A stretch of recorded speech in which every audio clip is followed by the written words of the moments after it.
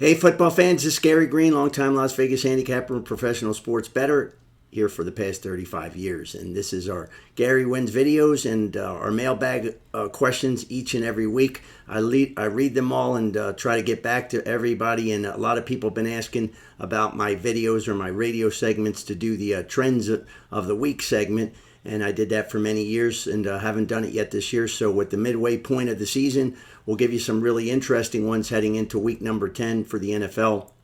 And some of these could continue to pay off because teams do streak the way they do for mostly the entire year, unless there's key injuries involved. So we'll go through these and maybe we can help you make some money. We'll also go over some deceiving box scores and some other cool stats to watch closely as well.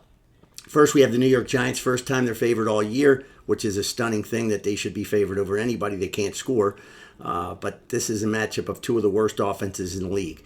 The third worst and the worst passing yards per game offenses. Jacksonville's played 5 straight overs, but the bad news is their quarterback, Trevor Lawrence, will not play. The Saints are on 7 straight game losing streak, 0-5 against the spread. They'll be playing Atlanta for the second time. Atlanta won the first time 26-24, and for the most part, it's difficult to beat the same team twice. You couldn't give me any amount of points at this point with the Saints team, but this is a trap spot for Atlanta.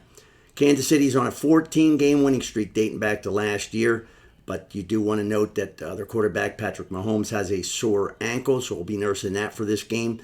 Kansas City's points at home this year, 27, 26, 26, and 30. And for Kansas City, a bad against the spread number here. They're 0-3 as a 7-point or more favorite this season. Tampa Bay, 6 straight over games, and now they'll be coming off a Monday night game with tired legs as well. And the way their dumb defensive coordinator / head coach Todd Bowles coaches and calls his plays, it'll probably be another over. The LA Chargers, 7 of their 8 games this year went under the posted total, and that's exactly the way their head coach likes to play it. They're going to go against the Titans team that is 1-7 against the spread this year. For the Detroit Lions, one of the best against the spread record head coaches in football is Dan Campbell of the Detroit Lions. He's 44-18 against the spread. He's an amazing 7-1 against the spread this year. Not bad to have that kind of talent, especially on the offensive side of the ball. Next up, we have the Denver Broncos, and this is a little bit of a surprise. So 5 straight overs with a team that has a pretty good, solid defense. The Chicago Bears, on home and neutral field this year, they've actually played a little bit better on offense. They have not scored under 24 points in that situation yet this year. The Detroit Lions as a road favorite, the last 9 times they've been a road favorite, they are 8-1 against the spread. Here goes a few season-long trends. For the Sunday night TV games, this is the bailout game for every Sunday night game or every Sunday card, because everybody that loses throughout the day will just load up on this game to try to get their money back, which is the dumbest thing you could do. But so far this year, 2 overs and 7 unders. But on Monday, it's been the exact opposite. We have 9 overs and 3 unders this year on Monday night, on the last 12 Monday night games.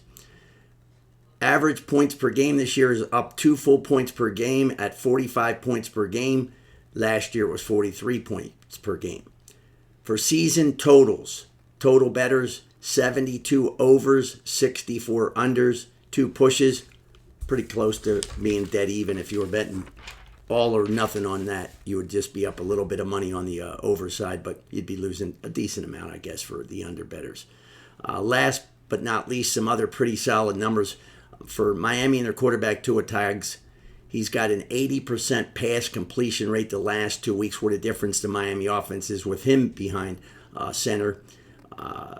Last week, he'll be going against the Rams defense on Monday night that's allowing 317 passing yards per game. So the key thing here, though, is Hill, whether or not he goes for the Miami Dolphins. Key wide receiver there for Miami's chances.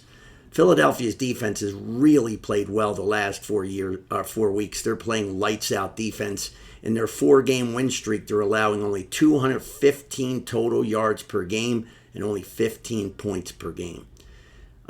Any divisional game right now where the road team has been favored this year, 9 overs and just 1 under. And we'll go over last but not least the deceiving box scores from last week's games. There's 3 of them.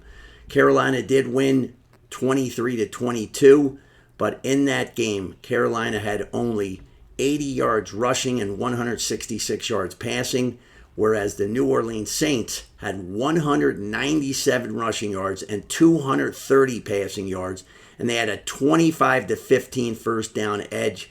But when you're playing bad, just bad things continue to keep happening, and these are 2 teams just flat out I wouldn't want to bet on them no matter what number you give me. They're just not playing good football. Detroit beat Green Bay last week 24-14, but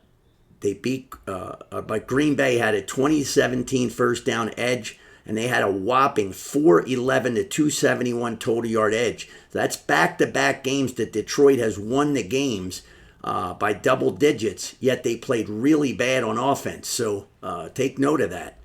Last but not least, again, Philadelphia won 28-23 against Jacksonville, but they ended the game with 447 total yards. Jacksonville had only 215 total yards. So if you don't watch the game's box scores can be deceiving. Philadelphia just made some real blunders and let Jacksonville come back in that game. But on the field, for the most part, it was a whitewash. So take note of all these things before you make any of your wagers for week number 10 in the NFL. If you want, at any time, you can email me at GaryGreenWins@gmail.com, and Green has an E at the end. And may all your wagers be winning ones on Sunday and Monday. And with the college basketball in full swing, we're off to a fantastic start before Saturday's action. 9-1 start again this year. That's my favorite sport. So we'll start to do some videos here this week for college basketball as well as football. Have a great weekend, everybody.